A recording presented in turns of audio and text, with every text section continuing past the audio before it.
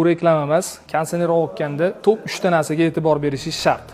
Birinchisi, ovutgan konditsioneringiz full DC inverter bo'lishi shart. Chunki inverter konditsionerlar juda ko'p. Full DC inverterga nisbatan tokingizni sezilarli darajada ekonom qiladi. Ikkinchisi, ovutganingizda fen va agregatni razmeriga e'tibor berishingiz shart. U katta bo'lishi kerak. O'zi odatda konditsionerlar 78-80 bo'ladi. Bu konditsioner 12 talik konditsioner 86. Lekin bu konditsionerlar razmerlari standartdan katta va shunga yarasha ishlash samaradorligi ham yuqori bo'ladi. 12 talik razmeri uzunasiga 75, bo'yiga 55, eniga 27 bot. Uchinchisi, ko'p konditsionerlarda isitish teni bo'lmaydi.